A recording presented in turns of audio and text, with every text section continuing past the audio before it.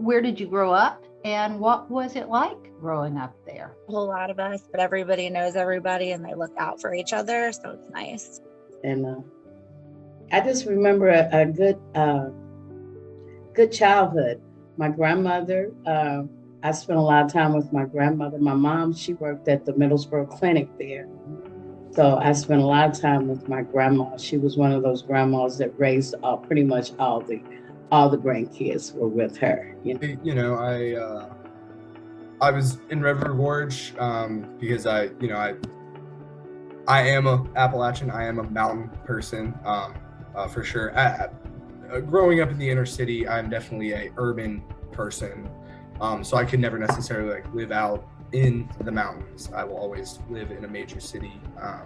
But visiting is really important for me. Even though I haven't been there in a while and I don't have, my family's moved away and everything, I'm rooted in that Eastern Kentucky region.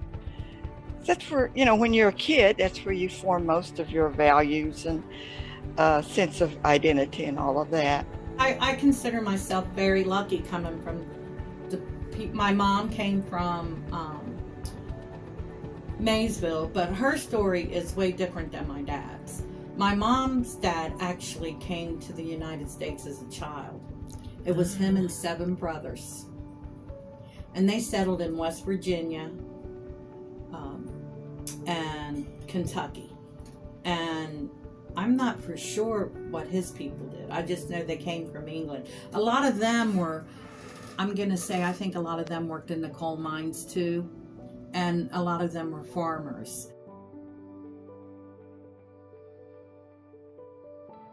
What were some of your favorite things to do growing up? Really like skateboarding. Me and my friends would be in the driveway for hours just trying to do one trick.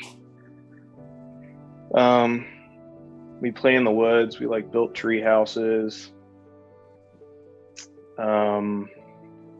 Probably had 3 of them throughout the woods.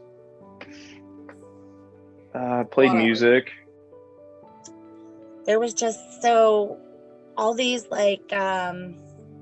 Appalachian kind of what's the word I'm looking for? Home remedies type of things, Mm-hmm. So when I was growing up, it was you never pop a blister unless the sun is down. I didn't really like the outdoors, but because he had the earthworm business, I followed behind him. I would be in the woods holding the bucket while he was dropping the worms in there. I would look at his writings and, I think that's my love of poetry and how it's more lyrical and my rhyming scheme and everything, because he really followed the Psalms and the Proverbs. And that was my first reading of what I would consider poetic. The things that my dad was very strict. So the only thing really that I was allowed to do was to go roller skating with all my cousins. To hike 80 miles of the Appalachian Trail. And we hiked between North Carolina and western North Carolina and eastern Tennessee. And, saw a lot of the wonderful Appalachian Mountains. And I wanted to go back. So I did. And seeing Millennium Ridge Road was pretty cathartic. I feel it was really beautiful. I could walk to 8th and State, usually with someone, and there were so many restaurants. There was Paradise Restaurant, Peter Pan Restaurant, Crystal Kitchen, George's Chili, The Transfer. So if you wanted a chili hot dog or if you wanted a home-cooked meal, you could walk to that within 5 minutes. It was just vibrant. But I can remember when we moved to Ashland, one of the houses we lived in had a little grapevine in the back. And my mother had made some grape juice and grape jelly. Oh, and she also made great apple jelly. We had an apple tree in the front yard, a crab apple tree. But she'd get apples and make apple jelly and applesauce and apple butter. She was good at that. She could bake too.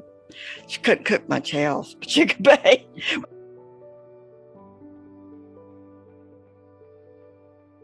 And you left the neighborhood when?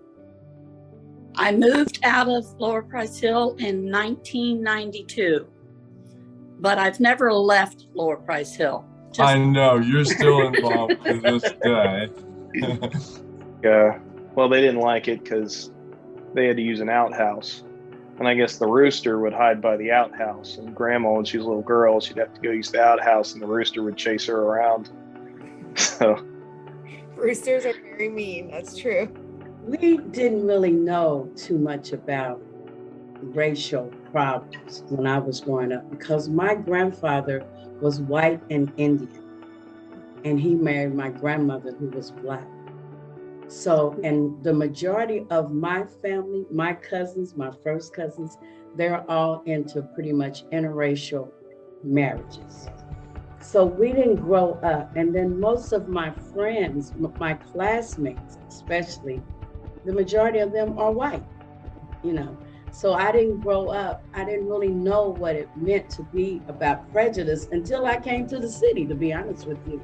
To a college, Morehead State University rather, not a college, where most people were getting their teaching degrees because it started out as a normal school for educators that taught teachers. That was, I don't know if you know that's what a normal school was, but that's what it was.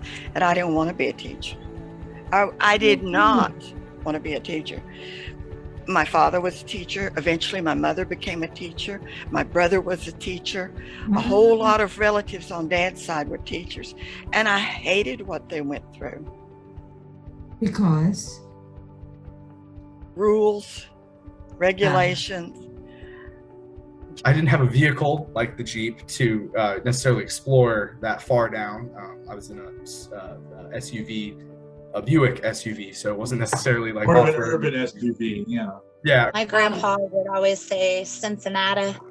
Whenever he said Cincinnati, there was just that little country twang, you know, and words that you're like, what does that word mean?